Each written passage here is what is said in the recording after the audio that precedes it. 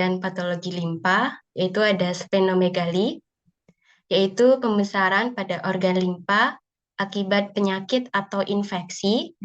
Normalnya, limpa hanya berukuran 1-20 cm dengan berat sekitar 500 gram.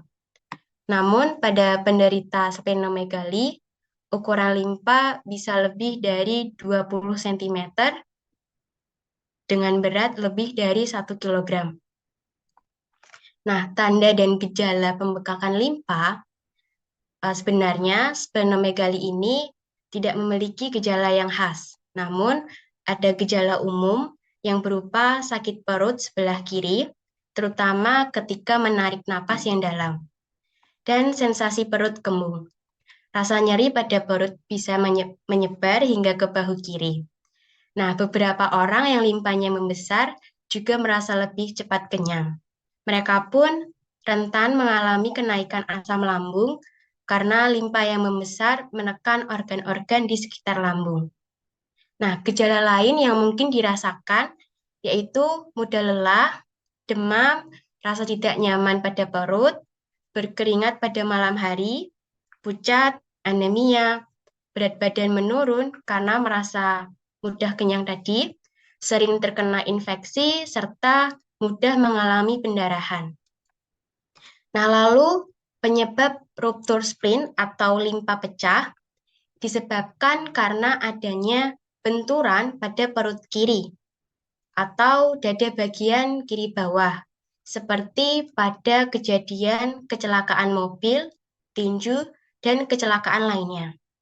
Biasanya kejadian ini timbul segera setelah trauma. Namun, pada beberapa kasus dapat timbul setelah beberapa hari atau minggu setelah terjadi trauma. Next.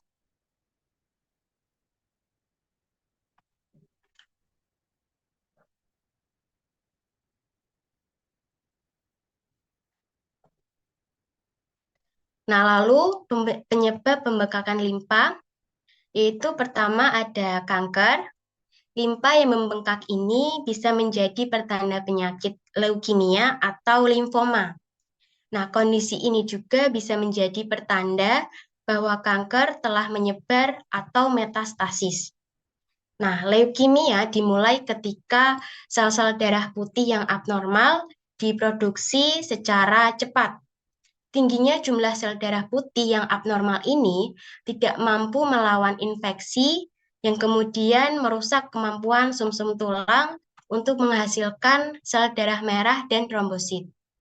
Sedangkan kanker limfoma dimulai ketika limfosit atau jenis sel darah putih yang melawan infeksi berubah menjadi abnormal.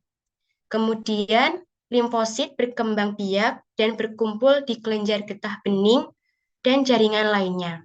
Seiring waktu, sel-sel kanker ini merusak sistem kekebalan tubuh.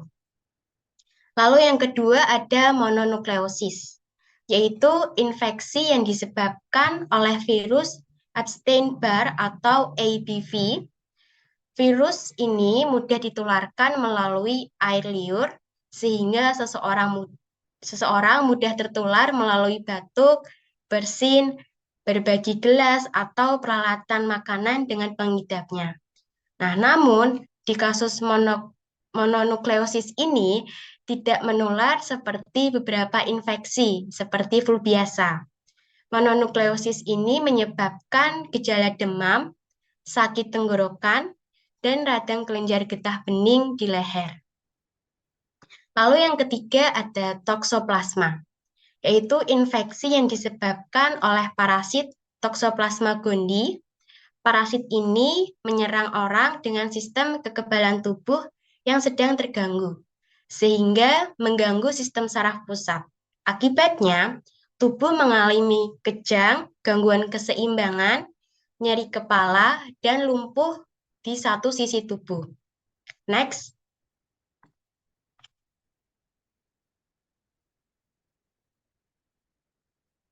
Nah, yang keempat ada sarkoidosis, yaitu penyakit radang yang menyerang satu atau lebih organ, tetapi paling sering menyerang di paru-paru dan kelenjar getah bening. Sebagai hasil dari peradangan, benjolan atau nodul yang abnormal disebut granuloma terbentuk di satu atau lebih organ tubuh. Granuloma ini dapat mengubah struktur normal dan mungkin fungsi organ yang terkena. Lalu yang kelima ada amyloidosis, yaitu penyakit langka yang terjadi ketika zat yang disebut amyloid menumpuk di organ-organ tubuh.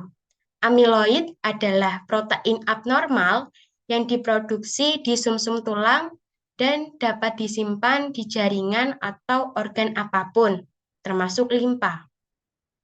Nah, yang terakhir yaitu ada anemia hemolitik, yaitu suatu gangguan di mana sel-sel darah merah dihancurkan lebih cepat daripada yang biasa dibuat.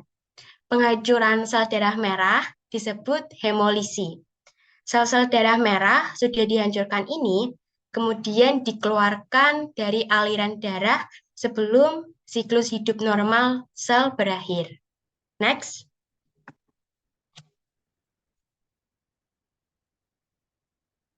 Nah, lalu ada gejala-gejala pada ruptur spleen atau limpa pecah tadi ya, yaitu antara lain nyeri pada perut kiri atas, rasa nyeri bila menyentuh bagian perut kiri atas, nyeri bahu kiri, adanya perdarahan di dalam rongga perut yang dapat menurunkan tekanan darah atau tanda-tanda shock yang ditandai dengan gangguan penglihatan, gangguan kesadaran, pusing, sakit kepala, pingsan, dan lain-lain. Nah, itu tadi beberapa contoh patologi limpa. Yang selanjutnya akan disampaikan Dinda Alvina tentang peran limpa. Puji Tuhan. Nah, baik. Selanjutnya peran limpa dalam penyakit autoimun. Nah, limpa merupakan bagian dari sistem getah bening atau sistem limfatik. Fungsi limpa sangatlah penting bagi tubuh, yaitu menyaring sel darah merah yang rusak serta menjaga sistem imunitas tubuh. Bila fungsi limpa terganggu, maka tubuh akan rentan terserang penyakit. Nah, di sini peran limpa dalam penyakit autoimun ada 4, melindungi tubuh dari infeksi, menyimpan cadangan darah, menyaring sel darah merah, serta memproduksi sel darah. Bisa dilanjut?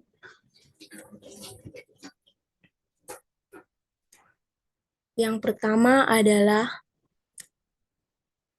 melindungi tubuh dari infeksi. Di dalam limpa terdapat sel darah putih yang disebut limfosit, makrofag, serta sel pembentuk antibodi. Nah, sel-sel ini dapat melawan virus atau bakteri yang masuk ke dalam tubuh agar infeksi tidak terjadi. Next.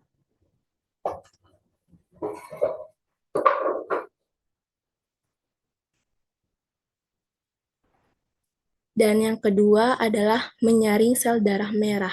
Salah satu fungsi limpa adalah menyaring sel darah merah yang tidak dapat berfungsi dengan baik atau sudah rusak. Nah, di dalam organ ini, sel darah merah yang sehat akan dilepaskan dan dialirkan kembali ke seluruh tubuh. Sedangkan sel darah yang sudah tua atau rusak akan disaring dan dihancurkan untuk dibuang dari tubuh. Nah, ketika sel darah merah yang tua atau rusak dibuang, sel darah merah yang baru akan terbentuk di sumsum tulang. Nah, dengan begitu, sel darah merah yang beredar di dalam tubuh akan selalu bersih dan berfungsi dengan baik. Next.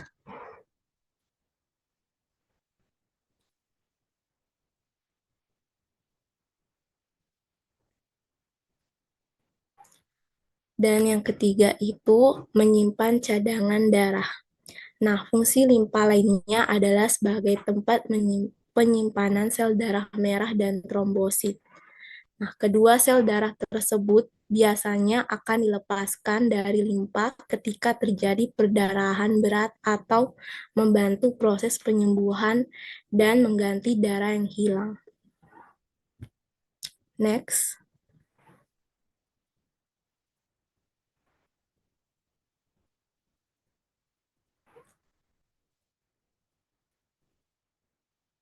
Dan yang terakhir adalah memproduksi sel darah merah.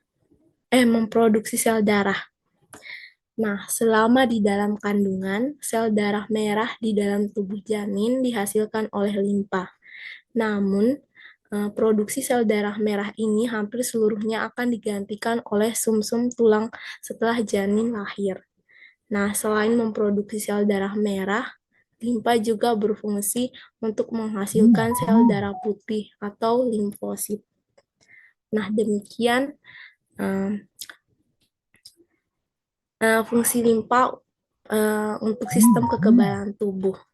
Nah, selanjutnya akan dijelaskan lagi mengenai pencegahan oleh Bung Sam. Begituan.